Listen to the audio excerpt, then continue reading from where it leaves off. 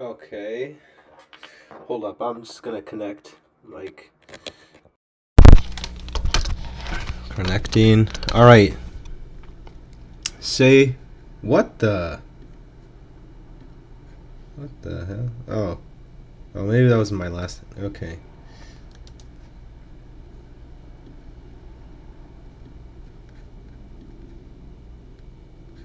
Actually, I don't even. I don't need that.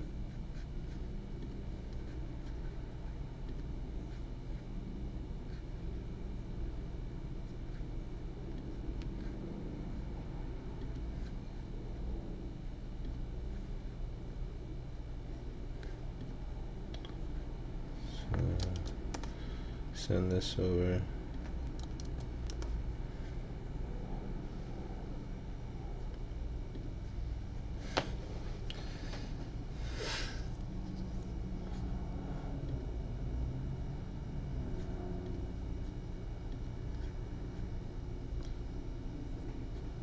I wonder if I can reload this.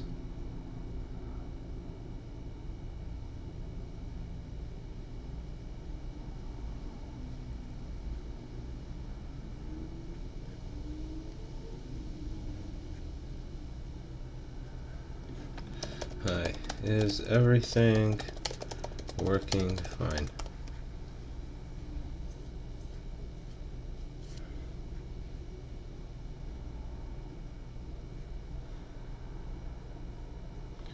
Okay, can you hear me, by the way? Just type okay in the chat.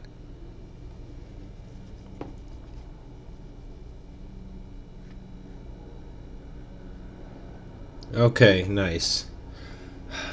Okay, so that's good to see. I'm hoping someone joins. It would be a little sucky to have a one man.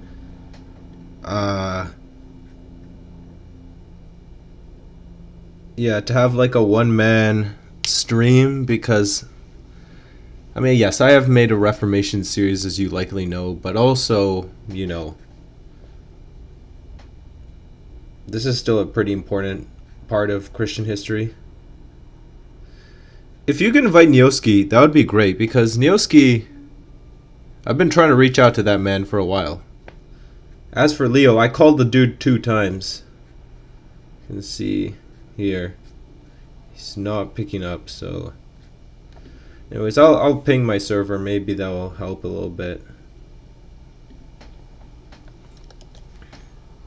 Dang, it's been 2 weeks. This is crazy. 2 weeks since I've made any content. That's not good. I really need to finish this, man. Like, early October, by the latest, this needs to be done. Then I can move on to other stuff. Of course the frickin' people outside start.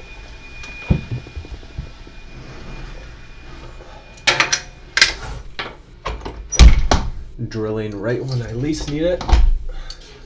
Honestly, my biggest issue, other than whether people show up right now, is the Wi-Fi, but hopefully that's not too bad.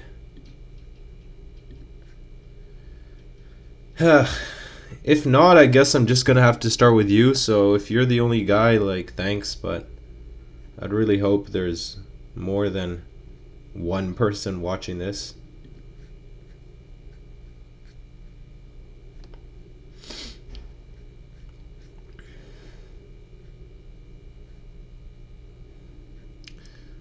I guess I could DM Ollie.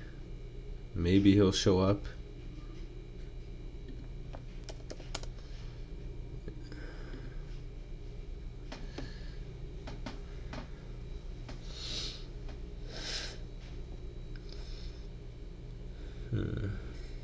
Now we await his response. If nothing happens, we're just gonna start the stream in 2 minutes.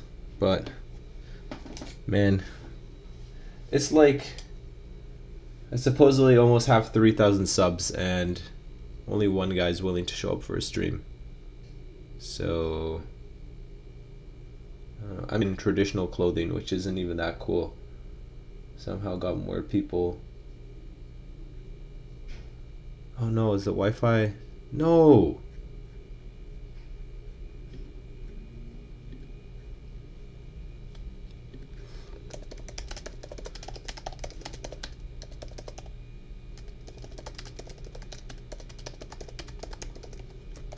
Oh, he finally responded. Finally.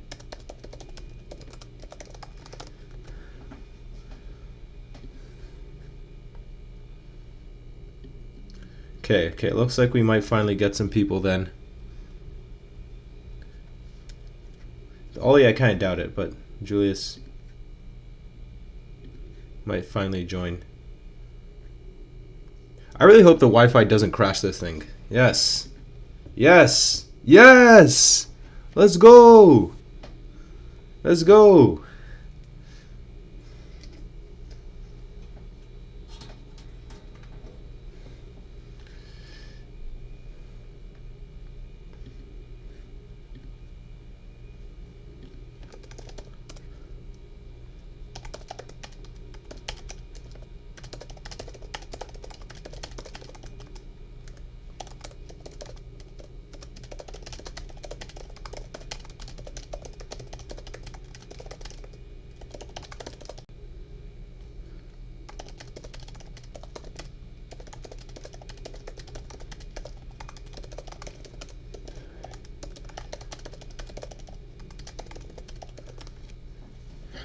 Alright.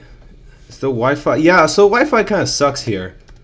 I really hope this stream doesn't crash out.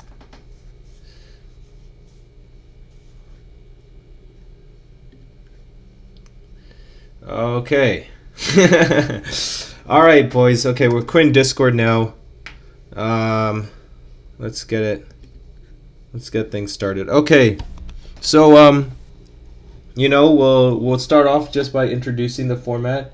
Now, again, first of all, I hope you guys can all hear me okay. Also, yeah, we'll just to go over the format once again, in case anyone's new, in case anyone forgot. Essentially, this is a part of a slideshow series that I am doing on the history of Christianity. And it is not like my regular videos. There is obviously words and text and whatever, but I might add in some fun facts every once in a while. And this is going to be a little more free flow. So we have gotten pretty much all the way up until the Reformation so far, and then this stream, just because the Reformation is a big event, I doubt it'll go any further than that, but we're just going to go over the Reformation, just kind of the things that happened there. One of the objectives, trying to make this a little more humorous than my average video, and of course, because it's a live stream, I'm waiting to see, you know, kind of your thoughts, get a little bit of contact regarding that. I, again, really hope the Wi-Fi doesn't interfere, because that's the biggest problem since I moved back, is that there's always horrible Wi-Fi. But also, I can't really deal with that most of the time. So, anyways, just write ready in the chat, and then we will get started.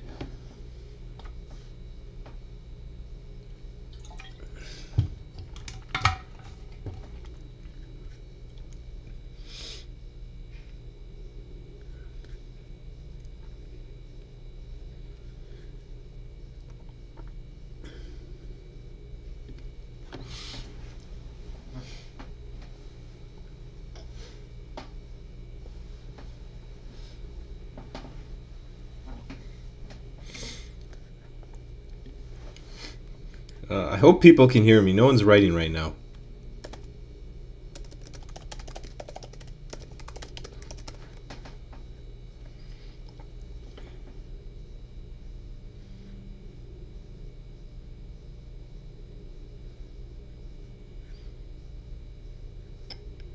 Unless someone's writing in the chat, we're going to get started after that. Okay, Ollie says, also welcome Ollie. Thank you for coming. All right. Yeah, let's get started. Don't want to do too much announcement, business, blah, blah, blah. All right, there we go. So, okay. World Builders, welcome. Okay, so let's do this. The sinners in chief. So, Rome during this time, and remember, we're talking about late Renaissance Rome here, became known as a city of whores and sleazy politicians where nobody could be trusted. One pope even said, "Since God has given me the papacy, let me enjoy it." and by enjoying it he meant having sex. Both Popes Pius II and Innocent VIII had 2 children out of wedlock before becoming priests, while Julius II had 3 kids while being a priest and was even accused of being a homosexual. Both Popes Paul II and Sixtus IV were actually gay, with Sixtus appointing people as cardinals in return for being attractive and for giving him, well, let's just call it favors. Worst of all, Pope Paul II, and I kid you not, he died eating a melon while getting sodomized by his servant boy. So yeah, this is, well, I was going to say it looks different to the current Catholic Church, but I don't really know how much things have changed since then. But it was a very wild and, let's just say, explicit time in the papacy's history. And here is Pope Paul II, I believe, the one who died in that interesting manner. Not someone who was probably qualified to lead the largest church in the world. So, moving on. This period was known for the popes prioritizing running the papal states over running the church. The popes became known for going to war with other rulers and used church taxes to fund their armies. In fact, one pope, Julius II, the one I mentioned earlier, who ruled from 1503 to 1513, went to war so often that he became known as the warrior pope, which, even though that's not that spiritual, is kind of badass if you ask me. He was also known for rebuilding the famous St. Peter's Basilica into the iconic church we know it as today. Julius II and his successor Leo X were so worldly that they couldn't even bother attending Mass, which I feel like, is kind of a basic requirement for being, a Catholic cleric, at least go to Mass. But Leo X instead was using his army in the War of Urbino in 1517 to make sure that his nephew could take control over the city. And in order to keep funding the war, he began selling indulgences, something which would backfire so much harder than he could have ever imagined. And here is Pope Julius II. Here is Pope Sixtus, I believe. And here is Pope Paul II. Yeah, not the most good-looking men, in my opinion. And so, now we finally get to the Reformation. So let's look at what Christianity looked like in 1517. So we can see here, right, that essentially all of Europe is Christian.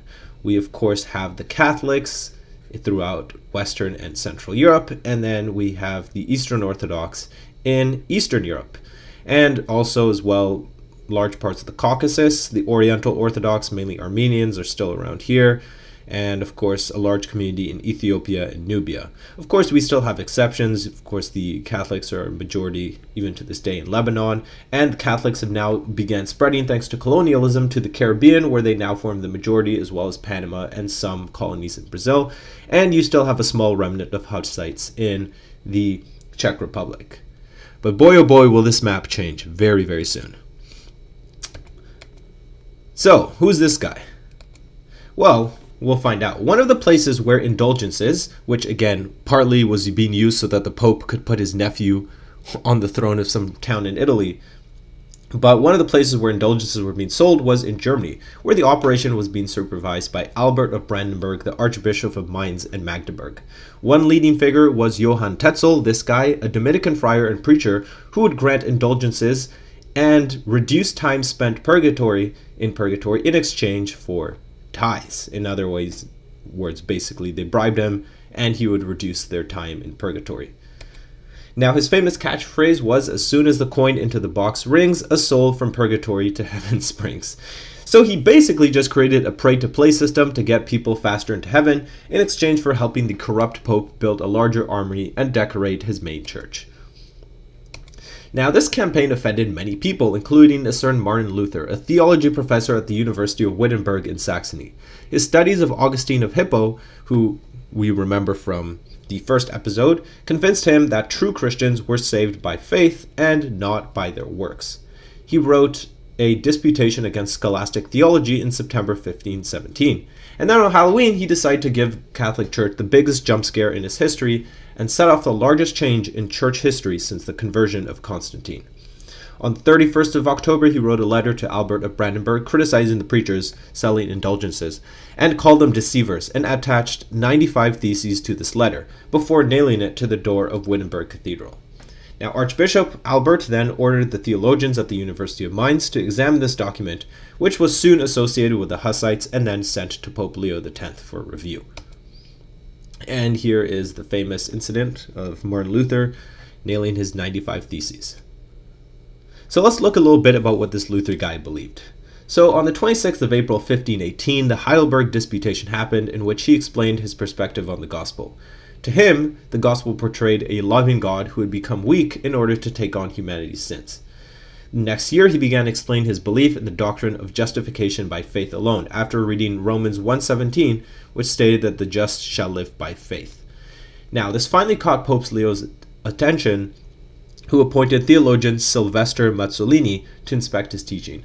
Mazzolini accused Luther of questioning papal authority because he criticized indulgences, but Luther, instead of taking that as an order to step down, just refused to do so. Now, Pope Leo didn't actually want to excommunicate Luther, and so he instead sent Cardinal and Dominican Grand Master Thomas Cayetan to convince him to withdraw some of his theses. In June and July 1519, they held an epic debate in Leipzig in which Luther expressed sympathy for Jan Hus, again you will remember him from the Renaissance part, and a papal bull was published the following year condemning Luther's theses and offering him 60 days to recant. So did he do it? Well, no. He responded by writing a treatise called On the Babylonian Captivity of the Church, where he stated that baptism and communion were the only valid sacraments, and that priests were not a separate class but should actually serve the people. In his other treatise, To the Christian Nobility of the German Nation, he defended the priesthood of all believers, associated the papacy with the Antichrist, and even condemned the Pope's courthouse as the worst whorehouse in the world. And so I think you can realize that at this point, there was no coming back. And here is basically a funny propaganda poster from the time, which, yes, this is exactly what you think. These are people farting at the Pope. And these were basically the equivalent of memes in the 16th century. So let's check the chat real quick. I'm going to be honest, Catholicism is retarded. And I'm genuinely serious here. They eat flesh and blood and call that a miracle. I cannot find a moral pope other than St. Peter, who, well, I don't think he was a pope. You can watch my video on who the first pope was. I agree with calling the Pope's house the worst whorehouse. The whole thing should basically be Jesus Christ. They eat flesh and drink blood, and people side with them. Yeah, I mean, obviously, I'm not a Catholic, and I won't get too much into the theology, of course, but yeah, I agree with a lot of the criticism. And the worst thing is that there is evidence that they're actually eating flesh and drinking blood in the modern day. That's an interesting claim. I would have to look into that one.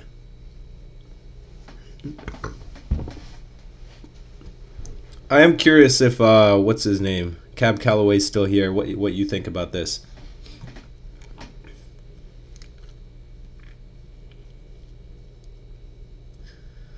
They do this in modern day and call it a Eucharistic miracle.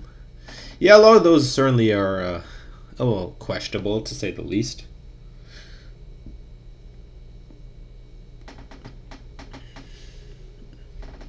Alright, let's continue. So the diet of worms sounds pretty disgusting. Now the final break came when Papal Nuncio Girolamo Alejandro ordered Luther's books to be burned, to which Luther responded by burning the papal bull. And so the literal bridges had been burned at this point. So on the 3rd of January 1521, Luther was officially excommunicated from the Catholic Church, and his new movement at this point became a separate denomination. Now, skip forward 25 days, and Holy Roman Emperor Charles V summoned the Diet of Worms, where Luther would be questioned about his views. He was asked whether he would affirm or recant his views, and he responded by saying, "Here I stand, I cannot do otherwise." He emphasized that only the teachings of the Bible mattered to him, and any other doctrine did not matter if it was not biblical. For this, the emperor condemned him as a notorious heretic in May and banned his subjects from spreading his teachings. And here we have the famous incident where Luther standing in front of the emperor saying that he will not recant his views. Pretty epic. I may be a little biased here, but still. So, on the 4th of May, though, Luther was abducted. And this was actually a blessing, because the abductor was Frederick III, the Elector of Saxony, who was actually sympathetic to him. he was taken to the castle of Wartburg, where he translated the New Testament into German, a moment that shaped the entire German language, and it would be first published at the Leipzig Book Fair in 1522, alongside his treatise condemning monasticism. Now, while he was busy doing this, his associates, Philip Melanchthon and Andreas Karlstadt, a fellow theology professor at the University of Wittenberg, became reformers themselves and contributed much to the emerging Lutheran movement.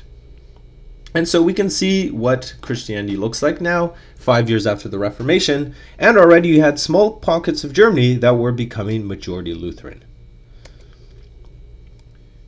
But now we got the radical version of the Reformation. Now remember that Andreas Karlstadt guy? Well, he wasn't sitting still, and he did two scandalous things. Now, on Christmas 1521, he administered communion while wearing common clothing, essentially the equivalent of, a modern pastor maybe wearing jeans or sweatpants to church. And then the next day, he announced his engagement to a 15-year-old, although back then the announcement of engaging with a 15-year-old, even though he's 35, was not that controversial. Now, he condemned images as idolatry, which led to the mass destruction of religious art. At this time, a group known as the Zwickau prophets appeared, incited by the radical preacher Thomas Müntzer, and claimed that they had received God's revelations. Now, these people rejected transubstantiation and infant baptism, while Luther defended art as proof of the beauty of creation, and he affirmed the real presence of Jesus in the Eucharist and insisted that infant baptism was actually necessary to join the faith. He then attacked the Zwickau prophets and got them expelled from Wittenberg, and this is the first of many, many, many examples of Protestants fighting each other. So, after this altercation, Karlstadt left Wittenberg and moved to Orlamünde, where he was elected as the local minister. Now, Luther was hot on his heels, going to local parishes in order to prevent radical ideas, but he was actually often verbally and physically attacked. Now, Karlstadt accused him of being a perverter of the scriptures, so Luther then had him expelled from the electorate of Saxony. Now, although Luther condemned violence, some of his followers took up arms against Richard von Greifenklau zu Wolrads, try saying that 12 times, the archbishop and the elector of Trier, and tried to force him to become a Lutheran and give up his monastic land and distribute it among the poor. Now, over here we have Luther on the left and Karlstadt on the right disputing theology.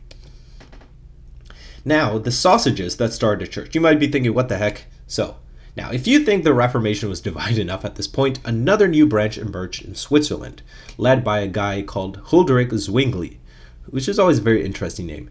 And he actually began preaching in 1516 and created a scandal by eating sausages in Zurich in 1522. Now, you might say, what's the problem with eating sausages? Well, this was because he was eating them during Lent, and he soon began reforming the city's laws.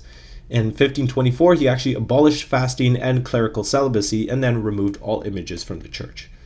Now, 2 years later, church started being done in German instead of Latin, which is always crazy to think about that, church being done in the language that people spoke was so scandalous. And the Eucharist was administered on a table instead of a fancy altar. He then created a public school for Bible studies and a marriage and morals court. Now, unlike Luther, he denied the presence of Christ in the Eucharist, instead seeing it as a commemoration of Jesus' sacrifice, and this brought him into a little bit of beef with old Martin Boy. Now, all these new ideas were generating instability in society, and many peasants began turning against their lords, which resulted in unrest in the Black Forest of Germany in 1524. The next year, the movement moved towards Swabia, where the peasants summarized their demand in 12 articles.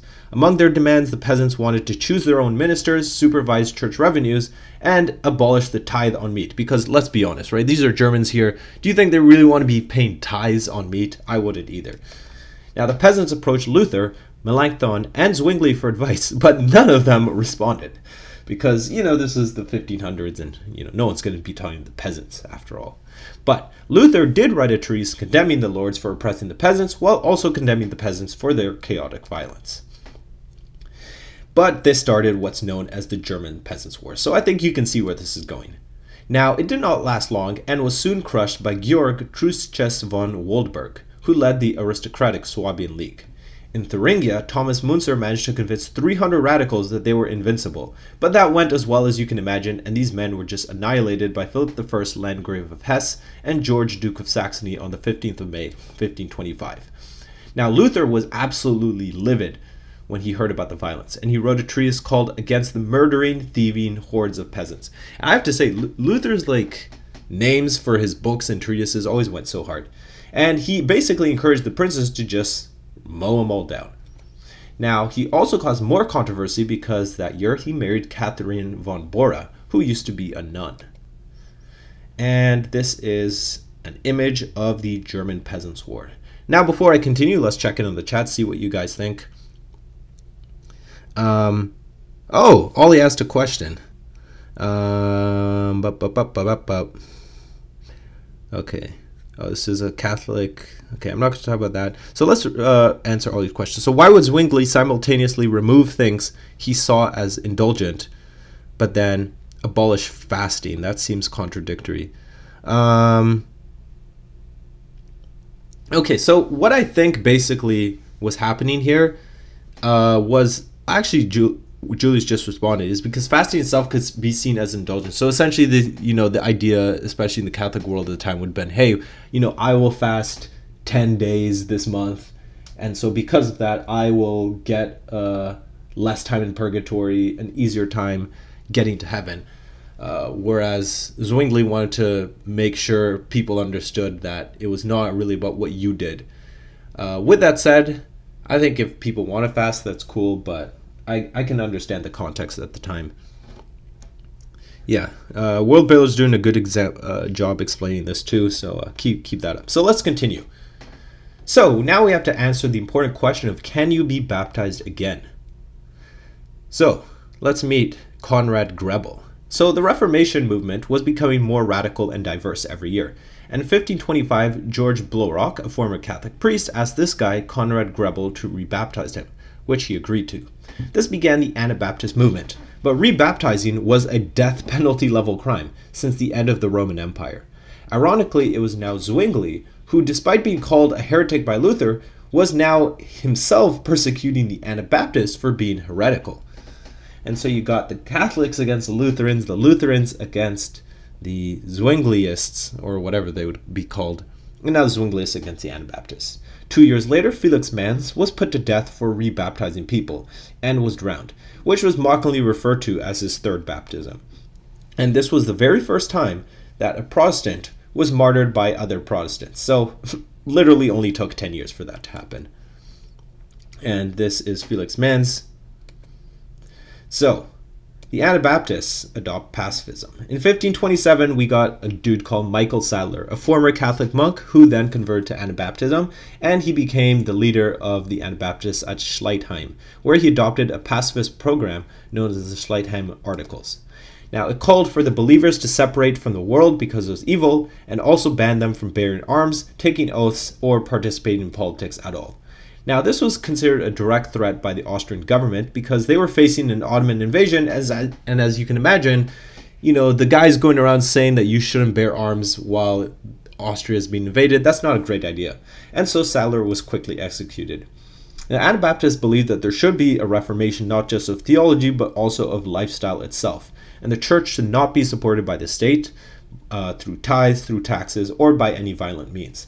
They strongly believed in every believer personally choosing to follow God.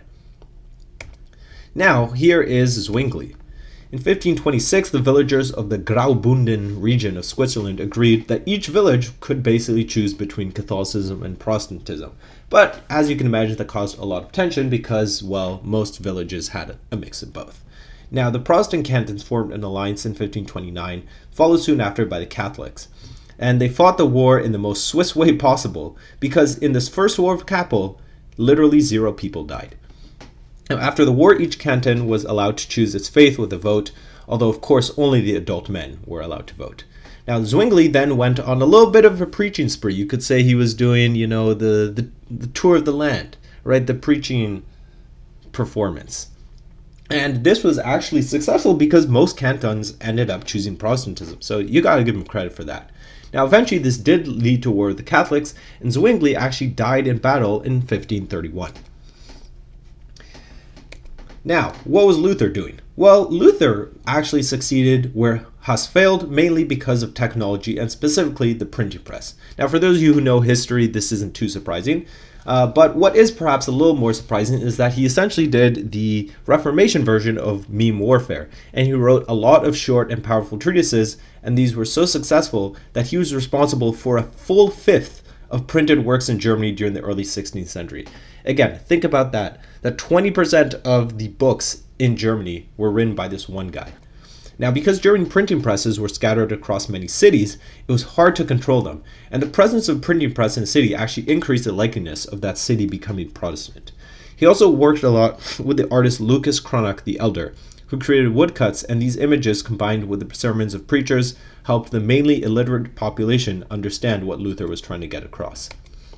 So let's look at some of these, right? This is a picture of Jesus being crucified on top of a heart, right, showing the love of Jesus. And, well, it says it right here, Jesus, of course you can see it there too, and the famous Lutheran rose. And then this was their depiction of the papacy. Even for those of you who are not that well versed in Christianity, I think you could probably get what the message is. This, by the way, for those of you who don't know as much, this is specifically a reference to the whore of Babylon, basically a figure in the book of Revelation, the final Christian book, who is essentially going to spread tyranny across the earth. So, seven-headed dragon, the Pope is clearly here, the whore of Babylon, and here you have the rulers bound down to her. So let's talk about the spread of evangelicalism. So at this point, I should take a moment to mention what those who followed Luther would have called themselves. They call themselves evangelicals due to their insistence on following the gospel, also known as the evangelos in Greek. Now, evangelical preachers emphasize that many Catholic traditions had no biblical basis, which is just objectively true, and they offered both bread and wine during communion. Many of their supporters then attacked Catholic priests and churches, and there were instances of violent iconoclasm. Now, those living in towns close to Wittenberg and Basel, which were the headquarters of Luther and Zwingli respectively, were the most likely to convert to Protestantism. But not all German cities were open to the Reformation, and resistance to evangelical preachers was significant in the Rhineland, Bavaria, and Austria, because the veneration of local saints was strong, and wherever this was the case, the region tended to remain Catholic. Now, Catholics weren't just sitting by, and they respond to Luther by once again burning his books. And Emperor Charles V executed the first evangelical martyrs, the former Augustinian monks Jan van Essen and Hendrik Voss, in 1523. Now, there were also Catholics who expressed similar views to Luther, such as Gasparo Contarini, the Bishop of Belluno, and Peter Martyr of Emili, but they chose to remain within the church instead of joining the evangelicals. Now, outside of Germany, there was also Catholic resistance, and Henry VIII, who we will talk about for a long time today, actually commissioned a team of theologians to basically defend Catholic dogmas against Luther, which produced a treatise known as the Assertion of the Seven Sacraments. In Scotland, their first evangelical preacher, Patrick Hamilton, was burned alive for heresy in 1528, whereas in France, the theologians at the University of Paris stated that Luther vomited up a doctrine of pestilence. Now, Luther, meanwhile, began dialogue with Luke of Prague, the bishop of the Moravian Church, aka the Hussite Church, and although they agreed on justification, they did have some theological differences. Now, meanwhile, Louis II, the king of Hungary, Croatia, and Bohemia, ordered the persecution of the evangelicals, but his wife actually favored them. Meanwhile, Sigismund I, the king of Poland, and the Grand Duke of Lithuania banned evangelical literature, while Christian II of Denmark was more sympathetic. So if we look at now the map of Europe in 1526, this is just 9 years after the Reformation, and we can see that there are already significant Lutheran areas, especially in Saxony here and Prussia over here, and the Reformed people, who will later become known as Calvinists, we'll get into why soon, they're here in Switzerland. So now let's check the chat once again. Oh wow, there's a lot that was said.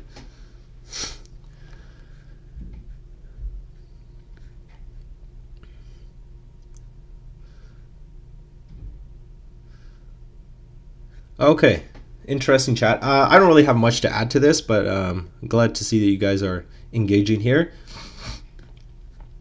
So, now, up until now, all of this has sort of been grassroots. No prince or state has adopted the Reformation, but that is about to change. Now, the first ever state to officially adopt the Reformation was that of the Teutonic Order, with Albert as Grand Master leaving Catholicism after losing a war to Poland. Now, for any of you who've been following up until now, you remember that the Teutonic Order was pretty much the most aggressive and zealously Catholic country that there was. So this is pretty surprising. Now, in 1525, which is now exactly 500 years ago, he created the Duchy of Prussia, which now had an evangelical state church, and its priests were ordered to preach justification by faith alone. That Christmas, John the Elector of Saxony also converted. The next year, the Diet of Speyer was held, in which the German princes stated that since nobody could agree, since the Diet of Worms, each prince should have the ability to pick the faith that he wanted. The next year, Philip I, Landgrave of Hesse, who, by the way, I talked about extensively in my Ancestors of King Charles series, check that out. He founded the University of Marburg, the first ever evangelical university. So, Charles V, obviously as you can imagine, opposed this diet, but he was busy fighting the War of the League of Cognac against France, and his brother Ferdinand was too busy in a succession dispute, I wrote despite, but I meant dispute, to do much. Now, despite being the strongest defender of Catholicism, Charles's troops actually ended up sacking Rome in 1527 and imprisoning Pope Clement VII.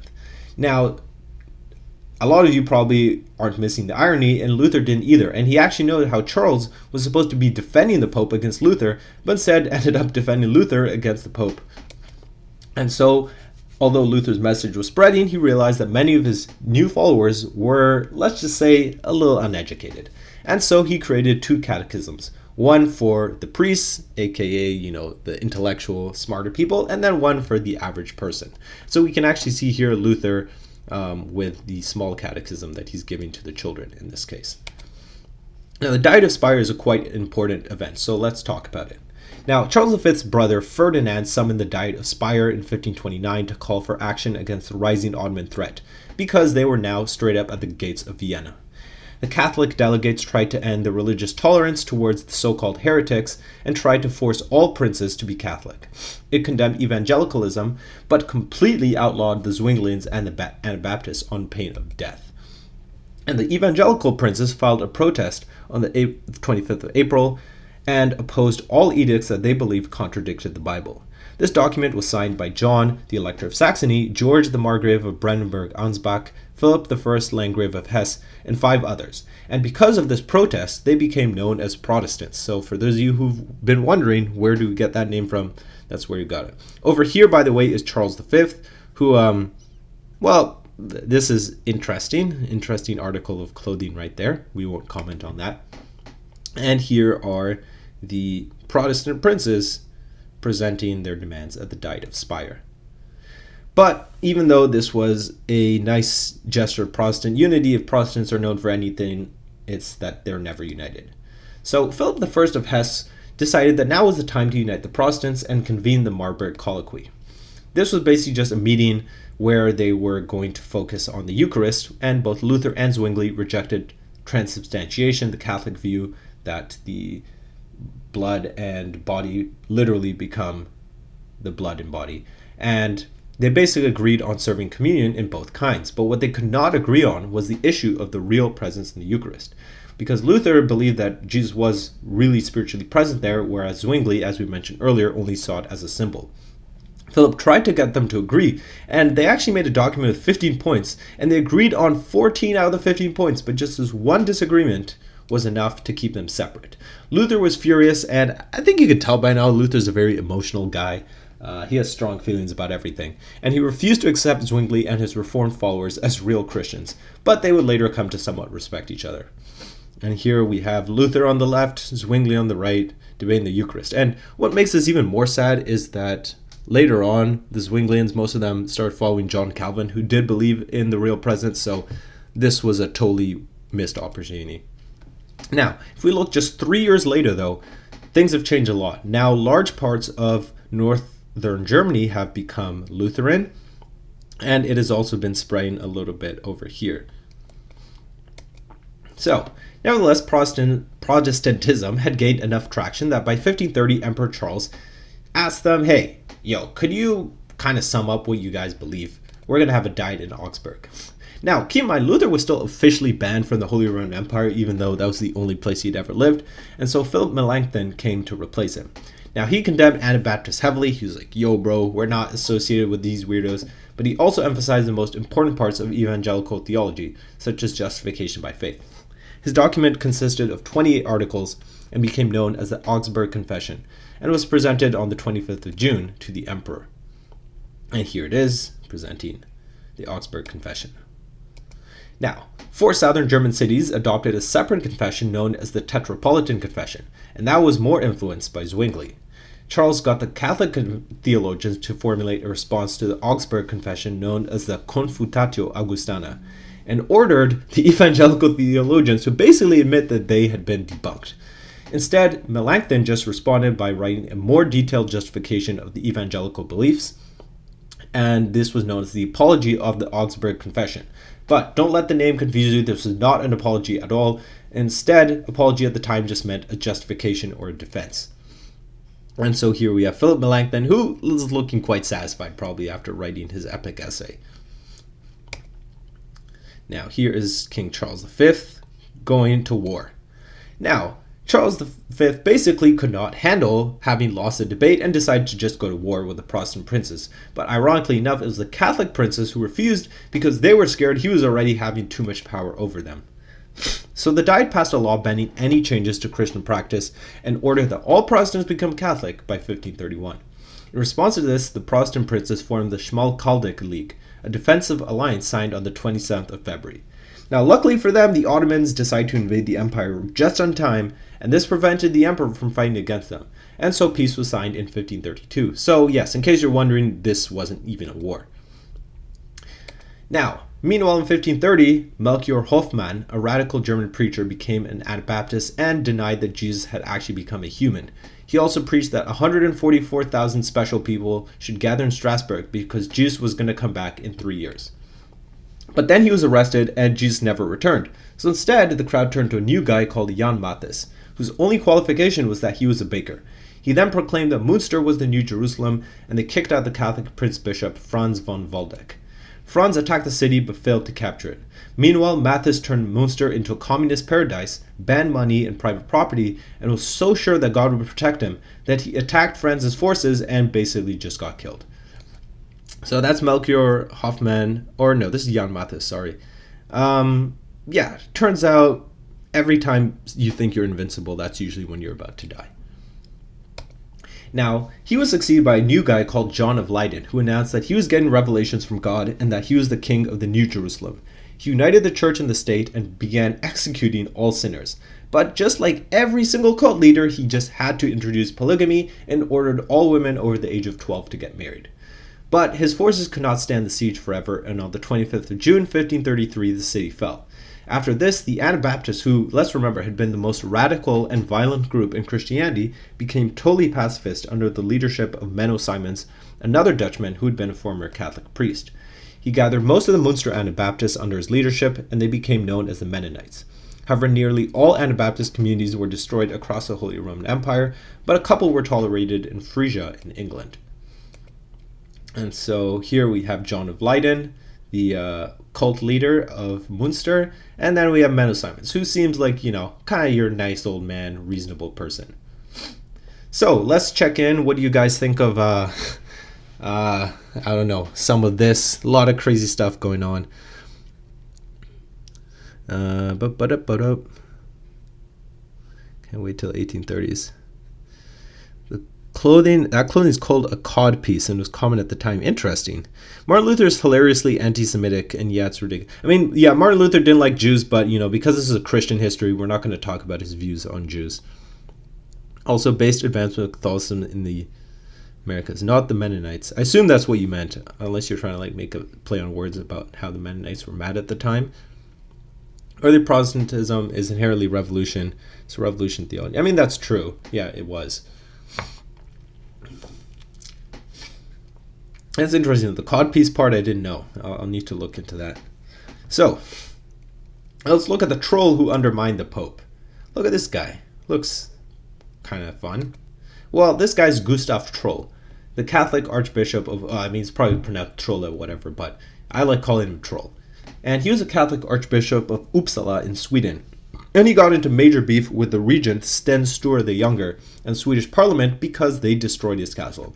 Now, why did a bishop have a castle? I mean, don't ask. But because of this, though, he supported the invasion of King Christian II of Denmark in 1520, after which 84 people were executed by being hanged or beheaded. To make things worse, Troll was given the right to excommunicate the entire parliament by the Pope. But his luck would run short when the Swedish War of Liberation broke out in 1521, led by Gustav Vasa, who would become Sweden's king. At this point, Troll, who had betrayed his nation, had to flee back to Denmark. Now, this is Gustav Vasa, and let's just say he was never a big fan of the Pope. Now, he met with reformer Laurentius Andreae in 1523, and the next year he officially broke ties with Rome. I'm thinking probably something like he DM'd the Pope. He's like, we're done. We're done with you. Anyways, instead, Gustav Vasa appointed a priest called Olaus Petri as his royal priest, and Olaus chose to get married in 1525, which basically just showed everyone that Gustav Vasa was no longer pretending to be a Catholic anymore. The next year, the New Testament was translated into Swedish, and the year after that, the Reformation Parliament was held, which gave the king the right to place church property under his control, put clergy under secular law, and decreed that only the Bible would be taught in churches and schools. In 1529, the Orebro Synod was held, which discouraged veneration of the saints and pilgrimages, and made sure that the sermons were being based on the authority of the Bible instead of the church. In 1530, he went one step further by appointing Laurentius Petri as the Bishop of Uppsala without asking the Pope for his consent. But Sweden would not officially convert to evangelicalism until 1536, even though by then they had basically been evangelical for a full decade. 5 years later, the entire Bible was translated into Swedish, and 2 years later into Finnish. And as in so many other cases, and again, this is really important, these translations greatly influenced the development of these languages. Now, many peasants were dissatisfied with these changes, which led to the Dhaka War between 1542 and 1543, but this failed in the long term to prevent the Reformation. Now, meanwhile, we have how Christian and Christian changed Danish Christianity. And get ready, because this is a whole story. Now, Trolle really had bad luck, and he somehow managed to back the wrong side again, even while he was back in Denmark, because King Christian II, who he had supported, was overthrown by Frederick I in 1523. After he died a decade later, there was a dispute over who would succeed him, with Catholics preferring his son Hans, and Protestants preferring his Protestant half-brother Christian III. Now, this would reach a boiling point in early 1534 when the mayor of Malmö ignored a request by the Bishop of Lund to expel the evangelical preachers. The Protestants responded by hiring Christian Count of Oldenburg to invade and help install Christian as king, which worked successfully, but this led to the Count's feud, a war between Christian II, who remember is the Catholic king, and Christian III, who was the Protestant king, and this was fought for 2 years. So this is Christian II, Catholic one, and this is Christian III, the Protestant one. A bit lower resolution, I would say, for that one. But you can tell from the title that, well, we can see who won. Now, Troll managed to back the losing side a third time, and once Christian III won and entered Copenhagen, he ordered all the bishops to be arrested. He was a dedicated evangelical, and unlike Gustav Vasa to an extent, although it's hard to know Gustav's personal motives, he seems to have genuinely been won over by the theology, and had actually met Luther all the way back in 1521 at the Diet of Worms. So on the 20th of October, it was declared that all bishops would be deposed and their properties would be seized, and monasteries had to adopt Protestantism now or be shut down. Christian III then organized a national church free from papal influence, and a new church order was drawn up in 1537. The bishops would then be chosen by the king and could no longer become filthy rich. The church also turned against, well, again, the typical stuff, veneration of saints, feast days, celibacy, and instead adopted Danish as the language of the church. And the first ever Danish Bible was created in 1550, known as the Christian III Bible. So, as part of Denmark, Iceland was not immune to the changes brought about by the Reformation. A man named Odur Gottskálksson began translating the Bible into Icelandic from just his barn in 1540. The new bishop, meanwhile, Gissur Einarsson, was secretly an evangelical and was appointed that year by the old bishop Ogmundur Palsson, who was later arrested and sent to Denmark. Once Einarsson died in 1548, John Arason, the last Scandinavian Catholic bishop, attacked Skalholt to try to force them to choose a Catholic bishop, but he got pushed back. He then sent an abbot to Denmark to be consecrated, but the abbot just became a Protestant instead. He then took over the parliament in 1550 and forced Iceland to become Catholic, arresting many evangelical leaders, with only one man called Daddy left. John and Daddy then fought a battle at Saudefell, which John lost. And when he lost, he would also lose his head as well. So now let's look at Christianity in 1537. Now again, keep in mind, right, the Reformation had started just 20 years before. And in just the span of 20 years, all of Scandinavia was now Lutheran, as well as large parts of northern Germany, even some parts of southern Germany, and basically most of Switzerland had fallen under the influence of Zwingli. Remember, he was doing that whole preaching tour back in the day. Now, of course, we have the Orthodox still kind of chilling, not much has changed. Now, another thing you'll notice, right, is that Catholicism has been spreading here in Latin America. I think you can figure that out. That was the Spanish who'd conquered the Aztecs and the Incas. We will cover that separately, but this is about the Reformation today. But you might notice there's a new denomination here. What's this? The Anglicans in London? Let's learn a little bit about that. So, you may have noticed that new denomination on the map, and this leads to the wild story of the English Reformation. The Reformation reached the English shores and was massively helped by the publication of the New Testament in English by William Tyndale, this guy over here, in 1526. Within just one decade, there were 16,000 copies in England, and Tyndale's translation has formed the basis of every single English translation since. But as you can imagine, Protestants were still considered heretics, and many were burned at the stake. One evangelical named William Tracy was accused of heresy after his death for denying purgatory, and they took his body out of the ground to burn it, just for extra measures. Now, actually, before we continue, though, let's check in on the chat, because the English Reformation is kind of its own topic, and I want to see what you guys thought of the other stuff so far.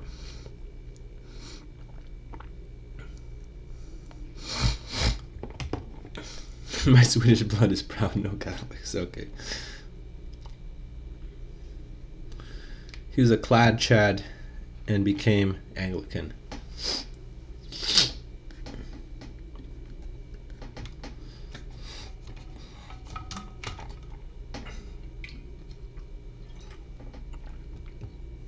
All right. Well, I see you guys are enjoying this so far. Anglicanism is better than Catholicism, though not much. All right, well, let's learn a little bit more about Anglicanism here. So, Horny Henry had a little bit of a dilemma. Of course, we all know this guy, Henry VIII. No introduction really needed. Now, he had become the King of England in 1509, and he married his brother's widow, Catherine of Aragon. Now, he's also a very devout Catholic, which is kind of ironic given what he was about to do. But his devout Catholicism seemed to have gone out of the window when he fell in love with Catherine's maid of honor, Anne Boleyn. By 1527, Henry really wanted to divorce his wife, especially since none of her sons had survived over 2 months. And he believed that the reason he couldn't have any sons was because God was mad at him. So he asked the Pope to annul his marriage. But Pope Clement VII refused, especially because Catherine was the aunt of Emperor Charles V, whose troops had literally just captured him earlier that year. You'll remember the sack of Rome and all that. So by 1529, Henry had had enough and he wanted reform. In 1532, Chancellor Thomas Cromwell authored and presented to the House of Commons a document called the Supplications Against the Ordinaries, where he listed basically all the problems he had with the bishops, including abuse of power. Again, this abuse of power of the bishop seems to be a recurring theme here. Now, on May 10th, Henry demanded that the church renounce all authority to make laws, which he agreed to, or they agreed to 5 days later. This led to the submission of the Clergy Act. Now, on the 22nd of August, meanwhile, the Archbishop of Canterbury died, and Henry wanted this guy over here, Thomas Cranmer, to replace him, even though Cranmer was a Protestant. Now, the Pope actually agreed to consecrate him in 1533, but by this time, Henry had already secretly married and impregnated Anne Boleyn, so he needed to get this divorce with Catherine ASAP, right away. All right? So he creates the Church of England. That year, the Ecclesiastical Appeals Act was passed, which declared England's independence from the papacy.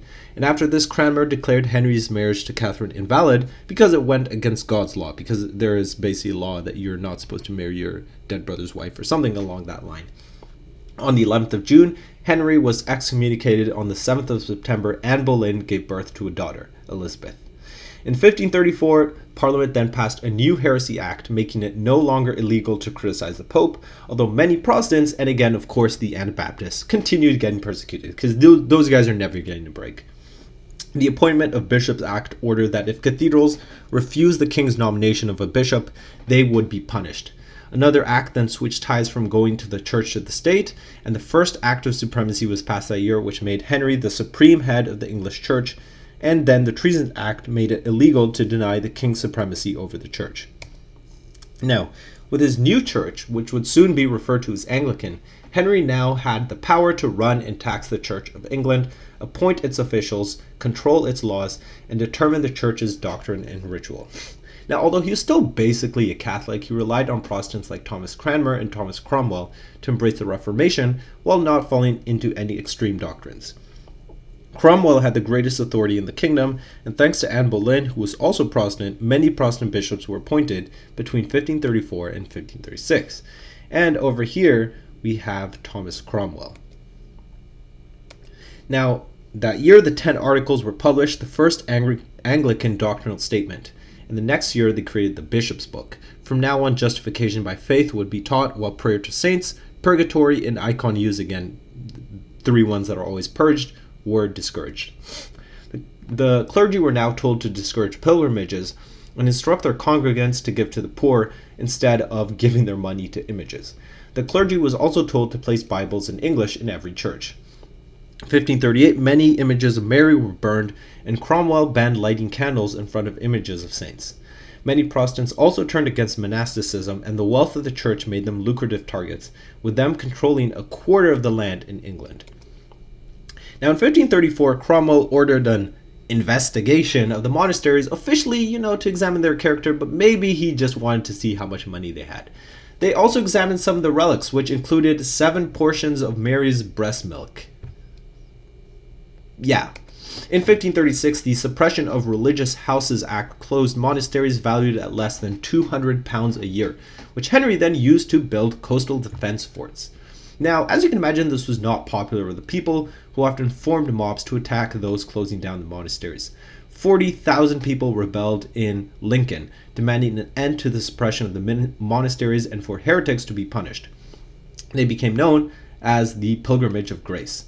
Now, this convinced Henry that he just needed to go even faster, and he made sure that all the monasteries would be dissolved by 1540. And here we have the Pilgrimage of Grace being led by some monks. But were the Catholics about to make a comeback?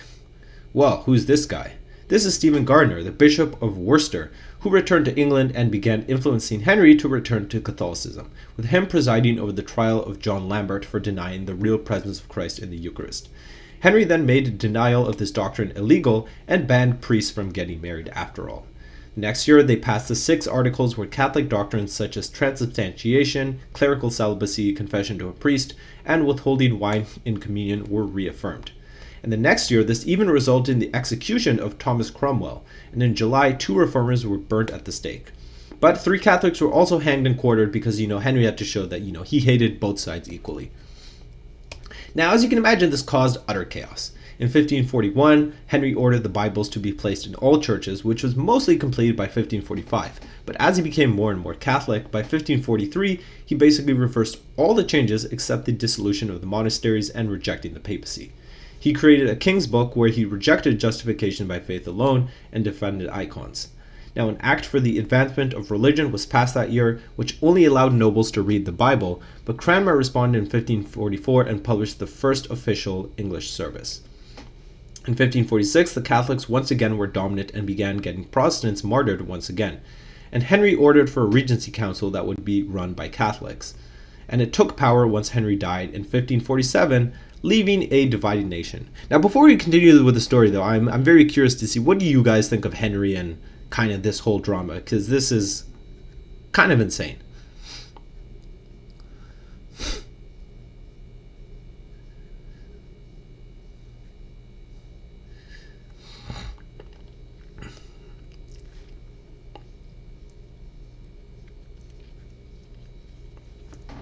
By the way, tell me what y'all think, chat, but Henry reminds me actually a lot of Trump, just completely volatile, full of himself, just wants power, kind of fat. I don't know. I just thought of that connection now, but I don't know what y'all think regarding that.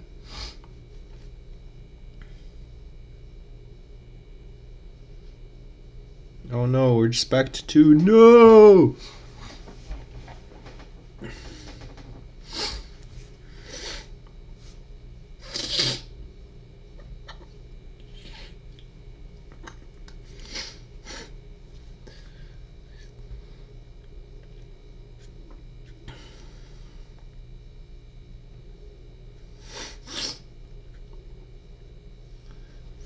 The difference is that Henry VIII isn't controlled opposition to the Pope. That's funny. Yeah. All right, let's continue. So let's look now at what Christianity looked like 30 years after the Reformation in 1547. So we can see Scandinavia and northern Germany are solidly Lutheran, as well as now Estonia. And Lutheranism has also begun spreading now in Hungary too.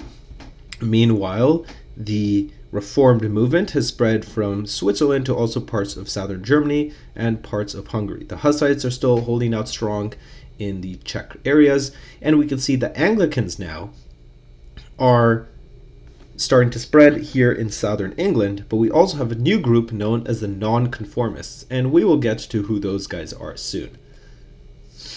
So now let's get to the birth of Calvinism. Now, French theology and law student named John Calvin encountered the works of humanist theologian Jacques Lefebvre d'Etaples and was convinced to leave Catholicism. But in 1534, Protestants began being persecuted in France, and Calvin was forced to flee to Basel, where he completed his Institutes of the Christian Religion in 1536, his main work of theology. It was an introductory textbook to Protestant theology and would be a core reference for Reformed theology, so much so that the Reformed movement, and that's why it's been labeled like this on my map, began being called Calvinist in his honor. Now, he was most known for his belief that original sin had completely corrupted human nature and his belief in double predestination. And in his view, only strong social and church control could prevent sin and crime.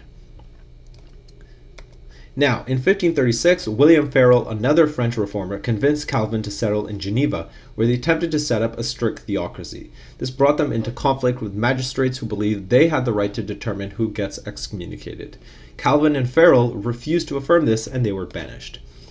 Now, Calvin moved to Strasbourg, where he was influenced by Martin Bucer, a major German reformer who somehow managed to influence Lutherans, Anglicans, and Calvinists alike. Now, Bucer influenced Calvin to take a middle ground on communion between Luther and Zwingli. He denied Christ's real presence, but believed that he was spiritually present. But with Farel and Calvin gone, there were no competent pastors who could lead Geneva's Protestant community, and the magistrates soon regretted their choice to kick them out. So here we have Calvin berating Farel. Calvin would berate a lot of people. So, we can see that he set up a theocracy. And, well, what happened? So, fearing that the Catholics would return, the people of Geneva invited Calvin back in 1541, and they finally adopted Calvin's proposal for church administration. There would be 4 levels. Pastors would, pastor and administer discipline, doctors would instruct believers, elders would watch over the congregants and report sinners, and deacons would handle charity. All inhabitants had to attend church on a regular basis, and Calvin set up a court to deal with sins such as adultery, blasphemy, gossiping, witchcraft, and disrespecting authorities. Now, townspeople were encouraged to report sinners to the court, and repeat offenders would be banished or even executed. Many continued to venerate sinners and pray to saints, and were not as strict as Calvin would have liked them to be. Now, meanwhile, there's this dude called Michael Servetus, who actually adopted anti-Trinitarian ideology in the 1530s and believed that Christianity was a universal religion that should be compatible with Islam and Judaism. So in case you're wondering, yes, these clans have always existed. Now, he sent his theological work called The Restoration of Christianity to Calvin, where he dissed the Trinity, attacked infant baptism, and denied original sin, and then even had the gall to insult Calvin's own writings. He was then kicked out of France for his ideas and fled to Calvin's church in Geneva, but was soon recognized and arrested. Now, Calvin did not forget that Servetus had just insulted him and had him burnt at the stake in 1553. That escalated quickly. The remaining anti-Trinitarians became known as the Socinians. Now, meanwhile, Calvin created an academy for theological training for students across Europe, which caused Geneva to become nicknamed the Protestant Rome.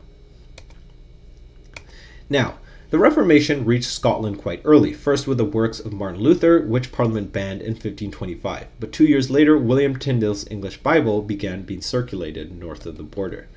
The next year, Patrick Hamilton, a former Catholic priest who became a reformer, was the first Protestant martyr in Scotland, being burned at the stake. But what that actually achieved was just a lot of people wondering, hey, what did this guy die for? And so that year, the new king, James V, rose to the throne, and in exchange for staying loyal to the church, the Pope allowed him to appoint his friends and family into the church. Because apparently, the Catholic Church still had learned nothing about not being super corrupt. Now, he did tax the church heavily, though, and this undermined his status and finances. Now, as Protestantism continued to increase in popularity, the Parliament passed legislation in 1541 to protect Mass, prayer to Mary, images of saints, and affirm the authority of the Pope. But James V died the next year and was succeeded by his daughter Mary. Now, Scotland at this time was divided between the pro-French faction, led by her mother, and because it was pro-French, I'm automatically against them, and the Cardinal David Beaton, and the pro-English faction led by her heir, James Hamilton, Duke of Châtellerault. Now, he became regent, and his Protestant supporters led Parliament to unban reading the Bible in 1543, because apparently reading the Bible was a bannable crime in Scotland at the time. A planned marriage that year between Mary and Edward, the son of Henry VIII, led to a coup in which Cardinal Beaton ended all Protestant changes and canceled the wedding. And Henry, as you can imagine, was not happy, and he invaded Scotland. And here is David Beaton, by the way. So in 1546, George Wishart, a Zwinglian preacher, was arrested and burnt at the stake. So his supporters then responded by assassinating Cardinal Beaton and seized St. Andrew's Castle, where they were besieged by James Hamilton for a full 18 months. The castle fell, and one of the survivors, a chaplain named John Knox, was condemned to be a galley slave. During the English invasion, they distributed Bibles and Protestant literature. Now, the Scots needed help fighting against the English because, that was just the pastime back in the day. And so, of course, who aids the English? The French. So they allied with the French and agreed to get Queen Mary married to the son of the French king instead, and she left to France in 1548. Her mother, Mary of Guise, ran the country in her absence and enacted very, very limited tolerance for Protestants. Now, what's going on in England? Well, as we know, Fat Henry died, and he was succeeded by his 9-year-old son, Edward VI, in 1547. Now, during the second year of his reign, there was a dramatic shift, which many believe marks the actual separation from Rome. On the 8th of March, a royal proclamation announced the first major reform of the Mass and of the Church of England's theology on the Eucharist. This made confession to a priest optional now, and instead a general confession would be made by the congregation. In 1549, an Act of Uniformity was passed, which created a new prayer book and liturgy, and this was known as the Book of Common Prayer. As Edward VI neared his death, though, in 1553, he became worried that his devoutly Catholic half-sister, Mary, would overturn his reforms, and so he appointed Lady Jane Grey, a relative, as his successor. This was Edward VI, and this was his successor, Lady Jane Grey. So, if we look now at Christianity in 1550, just 3 years later, now nonconformism, which again we will get to soon, has been taking over Middle England. Anglicanism is pretty solidly here in the south, and Protestantism in general is spreading all across Europe, including Hungary. Now, if you remember, in 1526, Louis II of Hungary, who had opposed the Reformation, actually died in battle against the Ottoman army, and his kingdom was claimed by two Catholics, John Zapolya and Ferdinand I, who was the brother of Emperor Charles V. But neither of them had full support, and because they did not really have a stable power base, they did not want to anger the local Protestants. And this allowed the German preacher Marcus Pempflinger to spread evangelical teaching among Hungary's German population in the 1530s, which allowed this community to adopt the Augsburg Confession in 1544. Meanwhile, two former Catholic Hungarian priests began teaching Zwinglian theology, which was soon outlawed in 1548. Now, this was John Sigismund Zapolya, and he had something which I call the religious Hotel Transylvania. Now, he was actually more open-minded than pretty much anyone, and he actually became reformed in 1562, but then went so far that by the time he died in 1571, he was actually an anti-Trinitarian. Now, in 1568, he passed the Edict of Torda, which legalized both the Evangelical and Reformed Church, but also allowed the anti-Trinitarian Unitarian Church to have religious freedom. In 1570, he became the Prince of Transylvania under Ottoman control, and his state was unique for having 4 Christian churches coexisting, with the most radical anti-Trinitarians even rejecting the New Testament and observing the Sabbath, and they became known as the Sabbatarians. So basically, there you could be Catholic, Evangelical, Reformed, or Sabbatarian. Now, Hungary was not the only Eastern European state where Protestantism was spreading, and in 1550, the First Synod of the Polish Church met. The King of Poland, Sigismund II Augustus, proposed actually allowing church in Polish, communion in both kinds, and letting priests get married, but Pope Paul IV was like, shut that down, and it was. Now, although some Catholic leaders tried to put Protestant nobles on trial, and married priests as well, for heresy, this was shut down by the same, Poland's parliament. Now, in 1556, an attempt to unite all the non-evangelical Protestants was made, but it failed because the anti-Trinitarians broke off and formed the Polish Brethren. And after 1565, Polish nobles had the freedom to choose their faith, leading to about a fifth actually becoming Reformed, which included most secular senators. Now, you might be asking, what has the Catholic Church been doing this entire time? How have they been responding? Well, they responded with what's known as the Counter-Reformation. After nearly 3 decades of Reformation, the Catholic Church finally decided to formulate an official response, and they called an ecumenical or universal council led by Pope Paul III, who had delayed becoming a priest to continue having fun and actually had 4 children outside of wedlock. So, once again, not beating the allegations here. Now, he had tried to convince cardinals for a council earlier, but was almost completely opposed. Nevertheless, he finally organized a council in 1537, only for Charles V and Francis I of France, the 2 most important Catholic monarchs, to go to war with each other again. Now, Charles tried to independently solve the problem by having a meeting with the Protestants at the Diet of Regensburg in 1541, but you can imagine that went nowhere because there was no agreement on what the definition of church was or justification. Now, the council finally took place at Trent in 1545, and actually started with just 30 bishops, most of whom were Spanish or Italian. Now, Luther was actually supposed to attend, which I don't know if that's good or bad, because they may have just let him say something, or they may have just killed him, but he was too busy dying anyway. Now, the location was then moved to Bologna in 1547 and suspended in 1549. Now, this was so bad that even Pope Paul never even attended a session of his own council. Now, he was succeeded by Julius III, who in 1550 became pope, and also apparently had a certain preference for cardinals, if you get what I'm saying. Now, he reopened the council in 1551, only to find out that Charles V had been defeated by the Protestant Elector of Saxony, Maurice.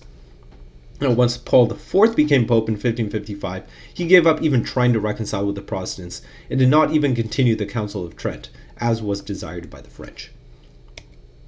So this is Paul the Fourth, I want to say? Paul the Fourth, yeah. And as you can imagine, the only solution to this was war. Now, although there was too much bickering over a council, action was being taken by the Catholic Church in the form of new religious orders. Most notable of these was the Society of Jesus, founded by this dude here, Spanish priest and theologian Ignatius of Loyola. He wrote a devotional guide and gathered followers who became known as the Jesuits after 1540. And by his death in 1556, there were 1,000 Jesuits, which climbed to 3,500 in a decade. They were mostly known for their well-organized schools, which they used to train people to fight against the Protestants. Between 1546 and 47, Charles V waged the Schmalkaldic War against the Schmalkaldic League, and he actually won this time. And he allowed priests to get married and communion under both kinds in Protestant lands, but he refused to allow anything else. Now, after Luther's death in 1546, the split between the Lutherans and the Calvinists got much worse, unfortunately. Now, in 1552, though, the Second Schmalkaldic War broke out after Maurice, the Elector of Saxony, gathered a coalition of Lutheran princes and invaded Charles V's territories, actually forcing the emperor, who he supposedly was under the authority of, to run away. Charles was forced to agree to the Peace of Passau on the 10th of August, which stated that a new diet would be held to settle religious matters. And so the Diet of Augsburg began on the 5th of February, 1555. Now, negotiations concluded on the 25th of September with the Peace of Augsburg, which allowed all princes to choose their religion, but they could only pick 2. Either they became Catholic or they became Lutheran. Now, Charles V, as you can imagine, was kind of tired of all this. He'd been fighting endless conflict with the Protestants and just with everyone else for the previous 40 years, and so he renounced his title as Holy Roman Emperor and gave it to his brother, Ferdinand I. And here is once again the Protestants presenting their petition to the emperor. Now, let's check in on the chat, see how things are going.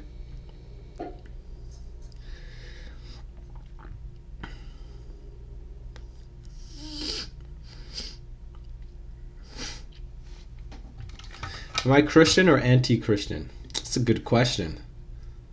Also, welcome, Ephemeral. I don't think I've ever seen you here.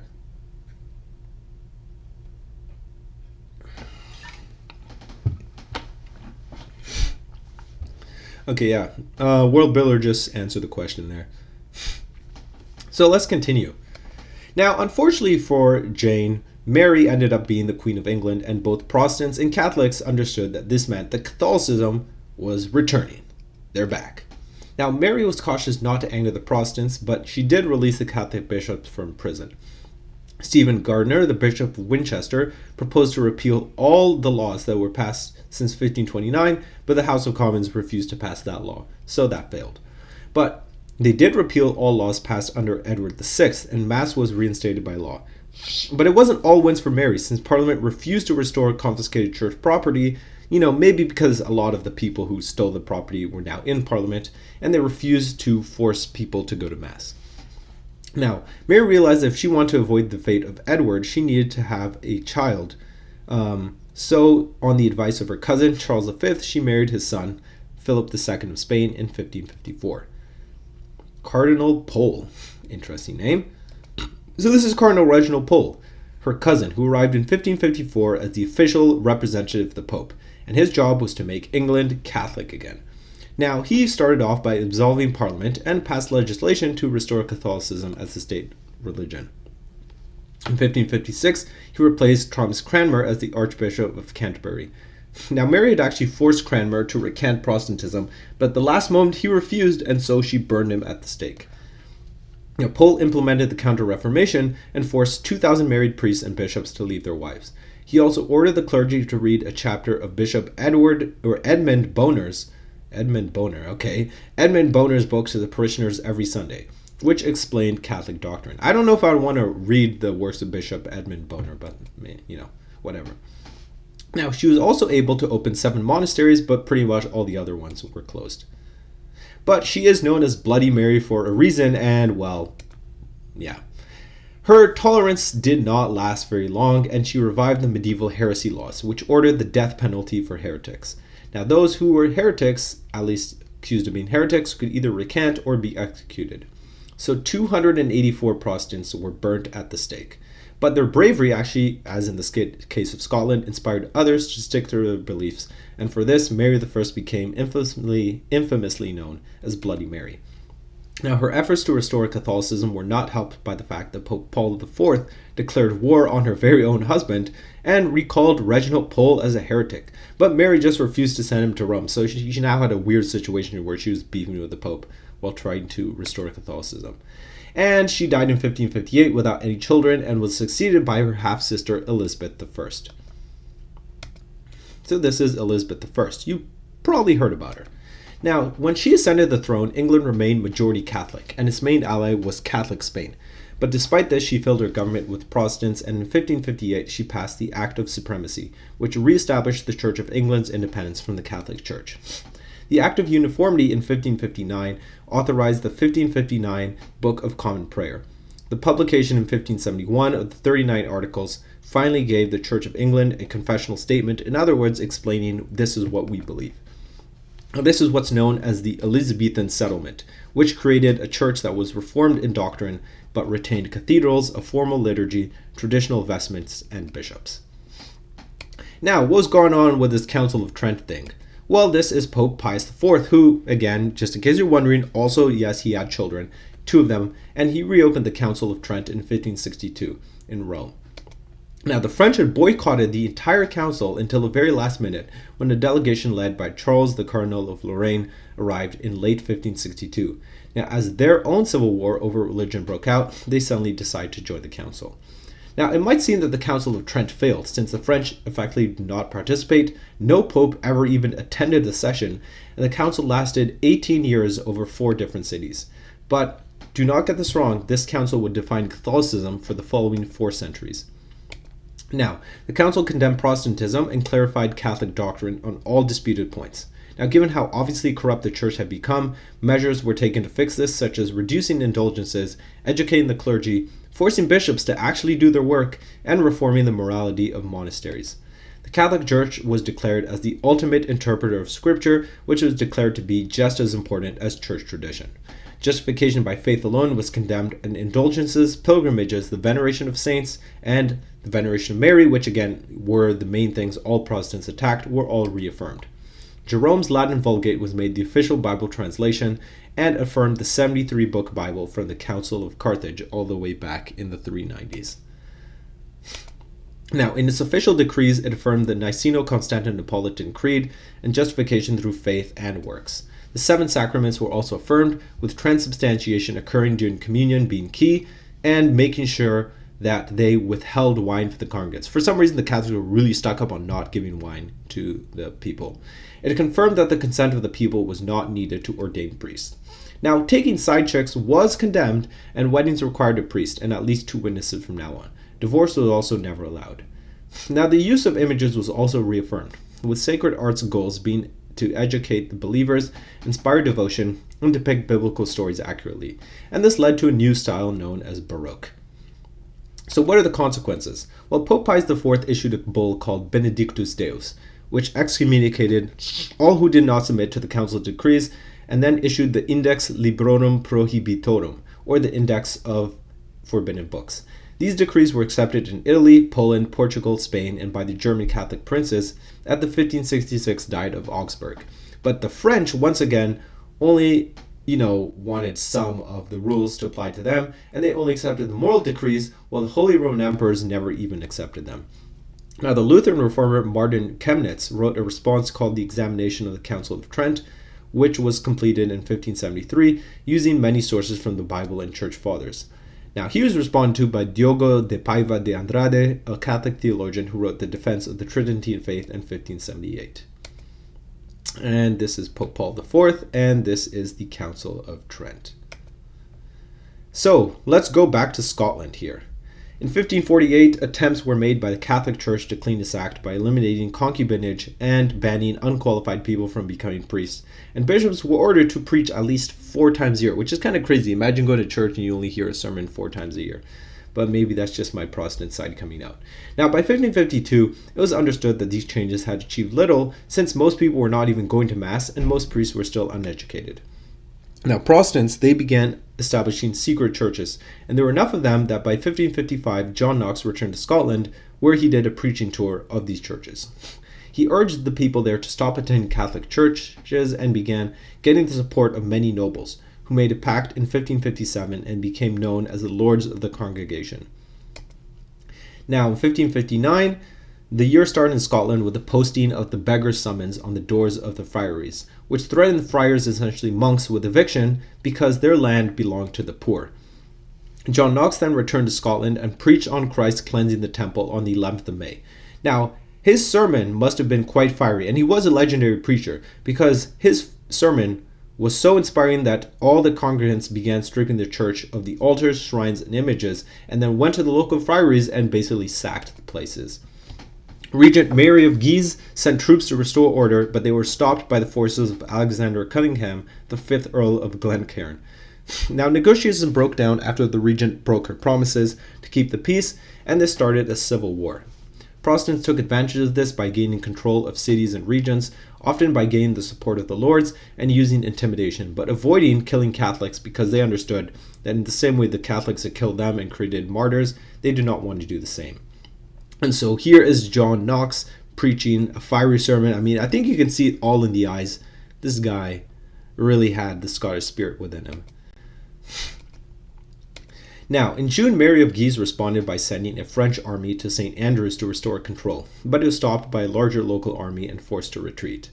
In July, Edinburgh fell to the Lords, and Mary here was forced to retreat, but obtained 1,800 French reinforcements and forced the Lords to retreat from the capital. The Lords then appealed to Protestant England for help. England secured the return of James Hamilton, the 3rd Earl of Arran, who became the leader of the Lords. They also sent a fleet in January 1560, and the French were forced to retreat, and an English army was sent to besiege them at Leith. Now, Mary of Guise died in June, so the Treaty of Edinburgh was signed in July, which removed both the English and the French from Scotland and left the Lords in control of the country. Now, they accepted Mary and her French husband, King Francis II, as rulers, as long as they were given permission to hold a parliament and not interfere in religious matters.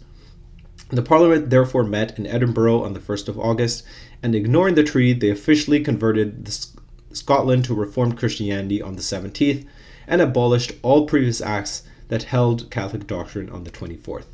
From now on, there would only be 2 sacraments, which would only be administered by Reformed preachers. Mass became illegal and would soon bring the death penalty. But Queen Mary refused to approve Parliament's acts, which kind of created a weird situation because, they needed her permission. Now, the Lords had intended Parliament to consider a book of Reformation, which they had commissioned, and was mostly a result of John Knox's work. However, they were unhappy with the document and so got 6 men named John to produce a revised version. The first book of discipline was not approved by the majority of Parliament and thus had to be approved by individual members. It proposed a program of parish-based reformation that would use the Catholic Church's resources to pay for a parish-based school system, a network of ministers, university education, and poor relief. Instead, only a third of the Catholic Church's wealth was confiscated and redistributed to these people between the Gauls and the Crown. Therefore, the educational program was abandoned and ministers remained poorly paid.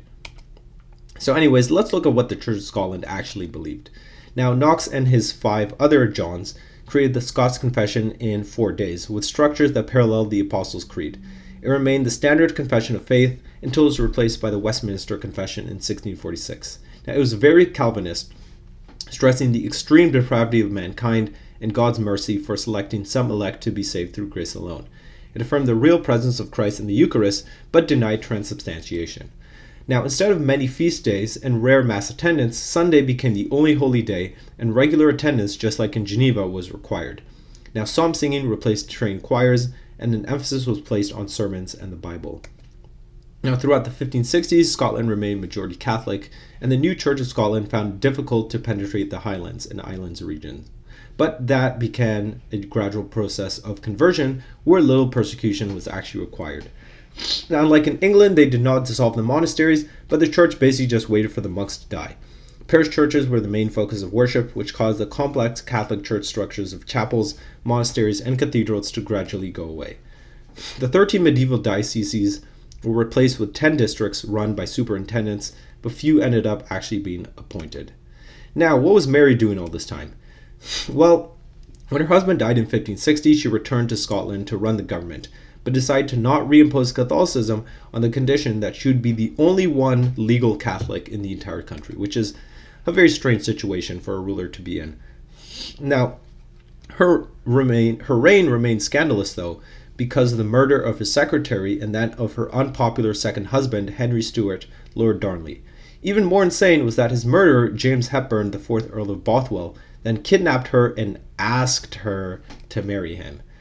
Now, this angered many of the Protestant nobles, who set out a program of reform which would force Mary to pass the laws passed in 1560, give more resources to parishes, and form a closer relationship with the Parliament. Parliament was called in December 1567 and allowed the acts passed in 1560 to be ratified. Now, as part of the settlement, Mary was forced to abdicate in favor of her 1-year-old son, James VI, who would be raised as a Protestant. In 1568, she then ran away to England, but a civil war broke out between the supporters of her and the supporters of James. After the English intervened in 1573, they won the war and they captured Edinburgh Castle. In 1578, a second book of discipline was adopted, which was much more clearly Calvinist. Meanwhile, back in England, Mary would become a focal point for Catholic conspirators, which led to her execution by Queen Elizabeth I in 1587. Now, although James VI was a Calvinist, he liked the idea of bishops and resisted the church's interference in his government. And this is young James. I think you can tell he probably did not want this portrait taken of him at the time. So, what did Catholicism in Scotland look like? Well, after the end of the Civil War, any hope for a Catholic comeback disappeared. And at first, the Catholic Church wasn't even that interested in reversing the situation. There were a couple of Jesuits who traveled to attempt to convert nobles, but this did little to convert the average Scotsman. Although Catholicism was illegal, it survived underground in parts of the country, mainly where it was protected by local lords. Despite this, since most lords were related to each other, they did not fight much over religion. By 1600, it was estimated that around a third of nobles were still Catholic, but this was an underground faith based in private homes. And this meant that the faith was mainly upheld by women, and they offered safety for priests. All right, now we're moving on to France, and we're almost done the Reformation here, guys. But let's check in on what's going on here.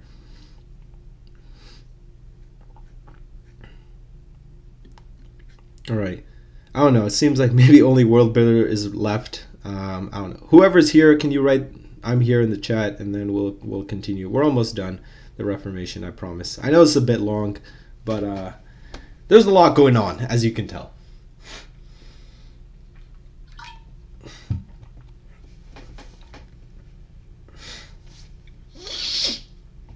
Okay, nice. Nice to see you're still here. I mean, yeah, I did like a 3.5 hour documentary on the Reformation, so this is only like an hour and a half, roughly. Anyways, after the Italian War of 1542 to 1546 ended between Francis I of France and Charles V, Francis agreed as part of the peace treaty to exterminate heretics, so he promptly massacred a bunch of Waldensians.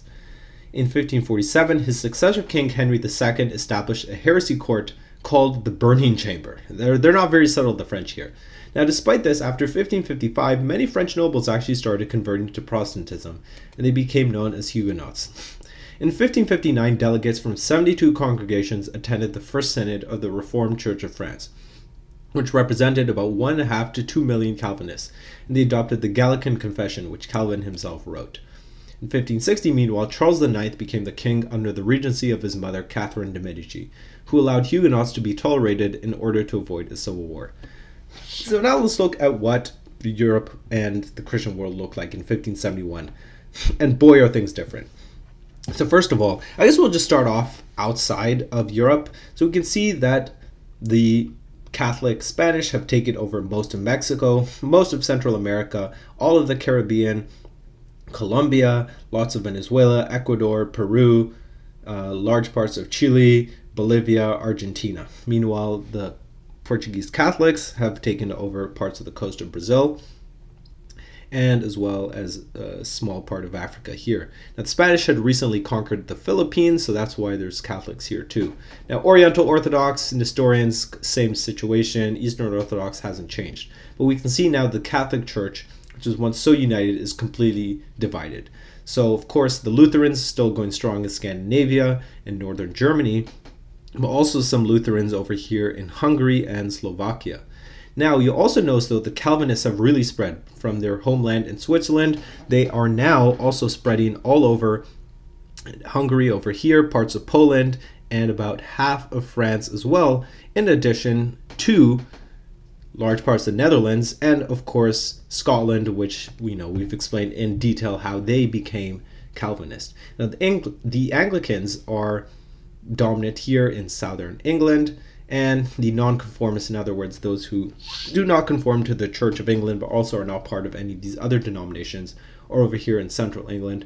But we can see that the Celts, other than the Scots, so the Irish, the Welsh, the Cornish, and the Bretons, remain staunchly Catholic. The Hussites are still chilling over here in Bohemia, and as we can see, Christianity in 1571, the map looks a lot more interesting than it did just 100 years previously. Now, the peace lasted only 2 years when more than 50 Huguenots were then massacred, and this started the French Wars of Religion. Louis I, Prince of Condé, would lead the Huguenots, and he created an alliance with Elizabeth I of England. Now, many people in Paris were determined to cleanse their city of Protestants, leading to the infamous St. Bartholomew's Day massacre on the 24th of August, 1572, in which 8,000 to 10,000 Huguenots were massacred in a single day. After Charles IX's death in 1574, he was succeeded by his brother Henry III, who was more moderate, but this actually angered the radical Catholics who established the Catholic League in 1576 and allied with Philip II of Spain. And so basically now you had a proxy war between England and Spain in France. In 1589, Henry III was assassinated and was replaced by Henry IV, but there was one problem. Henry IV was a Huguenot. Realizing that this would not work, he eventually converted to Catholicism, but he tolerated the Huguenots officially in 1598. And so this is the aftermath of the massacre, St. Bartholomew's Day massacre. And this is Henry IV, the Huguenot king who converted to Catholicism. So, let's check in on the Low Countries. Now, they were a collection of states under the rule of Charles V when the Reformation began. Protestants were persecuted more harshly in the Netherlands than anywhere else in Europe, and this successfully prevented the spread of evangelicalism. But John Calvin's student, Guido de Bresse, established the first Reformed churches and helped author the 1561 Belgic Confession. By now, the Low Countries had been passed to Charles V's son, Philip II of Spain, but it was governed by his sister, Margaret of Parma. In 1566, 300 nobles asked her to maybe, chill a little bit with the heretic burnings, and this led to mass protests. And this is Margaret of Parma, not a very nice lady. Now, the crowd soon got out of control, though, and they sacked the Antwerp Cathedral, which started the Beeldenstorm, an outbreak of mass iconoclasm in which much Catholic art was destroyed for being idolatrous. Philip II appointed Fernando Alvarez de Toledo, the third Duke of Alba, to crush the riots with 20,000 soldiers. He introduced a reign of terror and executed thousands of people, which led to the resistance being led by William the Silent, the Prince of Orange. He created a squadron of privateers known as the Sea Beggars, and they seized Holland and Zealand in 1572. Now, Philip II, even though he had conquered the richest parts of the world in the Americas, was somehow running out of money, and his unpaid troops then sacked Antwerp in 1576. And this turned the revolt into what would become known as the 80 Years' War. So here's the Beeldenstorm, everyone basically tearing down the icons and idols that were located in the Catholic Church. And this is Alvarez de Toledo, I think. Yeah, Fernando Alvarez de Toledo, the third Duke of Alba. Now, as the war intensified, the northern provinces united under William's leadership and passed the Act of Abjuration in 1581, which effectively became the Dutch Declaration of Independence.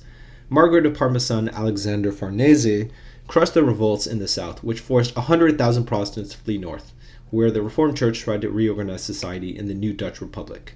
Now, William tried to be moderate, and many Protestants did not want strict church discipline like the Catholics that they were fighting.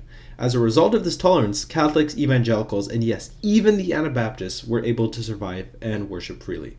And this is William of Orange over here.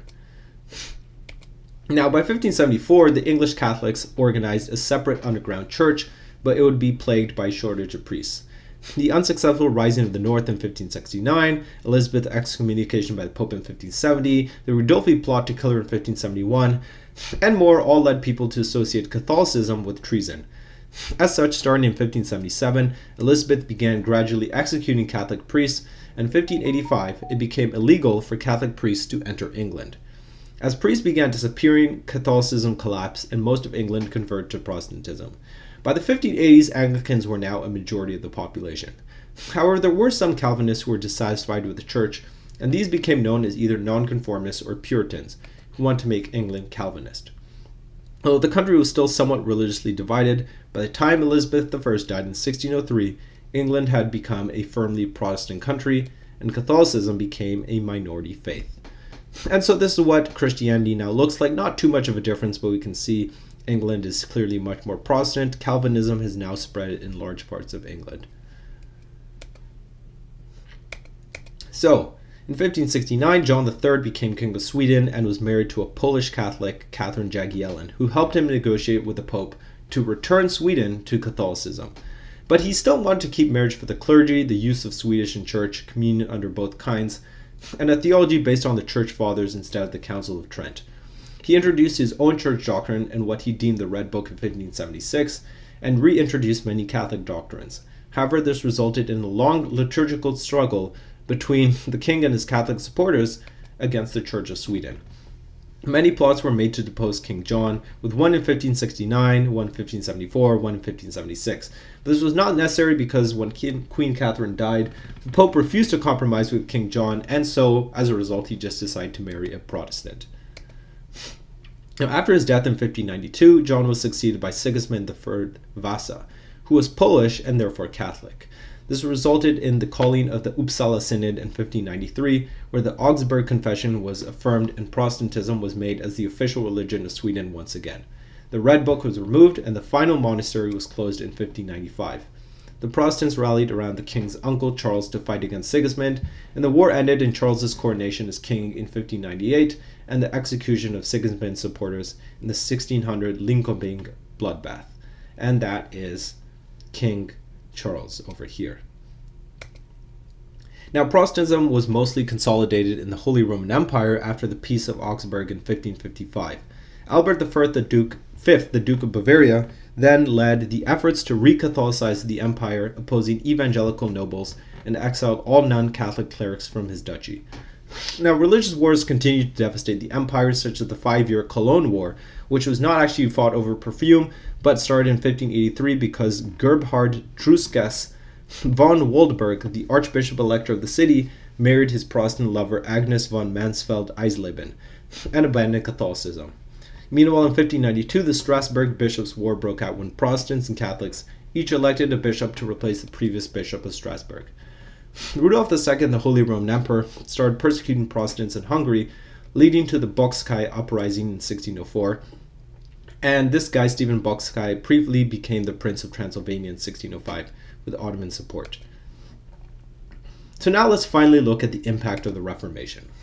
Now, the Reformation reached its peak between 1545 and 1618. It deeply divided Europe. In 1500, a Christian could travel across the continent with no fear of persecution, while in 1600, every form of Christianity was illegal in at least some part of Europe. But one positive development of the Reformation was the widespread literacy that it caused, and Luther's Bible single-handedly helped spread literacy across the German-speaking world, and by 1530 it had already sold 10 million copies.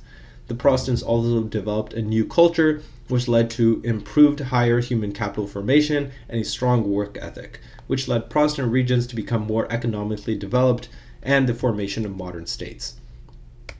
Now, despite this, the Counter-Reformation saw its own successes, managing to drastically diminish Protestantism in France, Italy, Belgium, Austria, Bohemia, Croatia, Slovenia, Poland, and Lithuania. New religious orders were created with the aim of being less decadent and engaging in more charity. The Theatines would contribute to renewing the clergy and combating heresy. The Capuchins were known for their preaching and their care for the poor and the sick, and the Ursulines focused on educating girls, being the first order dedicated to that specifically. But the most effective easily were the Jesuits, who often worked in rural parishes as well as overseas in Asia and the Americas. The Counter-Reformation saw a rise in Catholic mysticism, with two notable ones being Teresa of Avila and John of the Cross, two Spanish mystics who reformed the Carmelite order. They focused on true conversion, deep prayer, and committing to God's will. Another major saint was Philip Neri, who totally opposed the Jesuit approach and said that whatever Ignatius of Loyola would do, he would do the opposite. Despite this, the Catholic Church grew in strength, as did veneration of Mary, and this became more common after the Catholics defeated the Ottomans at the Battle of Lepanto. I also made a video about that in 1571. This was promoted by figures such as Francisco Suarez, Lawrence of Brindisi, Robert Bellarmine, and Francis de Sales. And so here we have Teresa of Avila and John of the Cross, two of the most famous Spanish mystics of the Counter-Reformation. This is going to be pretty short. There's not too much going on, but we should still see what they were up to. In 1547, Ivan the Terrible was crowned as the first Tsar of Russia, and the growing might of Russia led to the growing importance of the Russian Orthodox Church. Tsar Boris Godunov managed to convince Patriarch Jeremias II of Constantinople to elevate Metropolitan Job of Moscow to a patriarch in 1589. In 1596, the Uniate movement began as the Eastern Orthodox churches in the Ukrainian parts of Poland and Lithuania agreed to maintain their practices in exchange for accepting the Pope's leadership. So this created the first Eastern Catholic churches, but this was not well received by the other Eastern Orthodox churches, who considered the entire thing a scheme by the Pope to undermine their religion. And so finally we get to Europe in 1600. The Protestants are spread all over the continent. The Lutherans over here in Scandinavia, Northern Europe, Northern Germany, Estonia, and Latvia, as well as parts of Hungary. The Calvinists in Switzerland, large parts of France, large parts of Hungary, and parts of Poland, as well as Scotland and scattered across England. The Anglicans, mainly in southern and some parts of northern England as well. The Hussites, as you can see, are barely left, but there are some Hussites left in the Czech Republic. The Orthodox still kind of just chilling, doing their own thing, and Catholicism has spread all around the world, especially in what is now Latin America, the Caribbean, and the Philippines. And there we go, folks. That was the Reformation. I know that was a bit long, but I did make a over 3-hour documentary on the Reformation on this channel. So this one was, maybe an hour and a half, slightly longer. But anyways, thank you to everyone who showed up. Apparently 4 people are still sitting, listening to me yap. So I appreciate it. I hope you learned something about the Reformation. And next time we are going to learn about early modern Christianity, aka 30 Years' War, the 1600s, and then we'll move on to the Enlightenment and what happened after that. So thank you, brother MC Dude Bro, for showing up. Drumstick too. It's a little sad you guys came at the end, but I am glad that you guys came. Anyways, I once again hope you guys learned something new and now have a better grasp of the Reformation. This was very fun to discuss. Lots of drama, lots of events, and yeah, next time we will see how Christianity looks like after the Reformation. So, oh wow, it's crazy that we get the most views like after this all ends. Honestly, I could keep going, but the problem is 30 Years War takes a very long time to explain, and I want to do it fully mentally prepared, and also I'm hungry. I haven't eaten dinner, so I gotta eat dinner now. So see you guys, and next time we will discuss Christianity after the Reformation.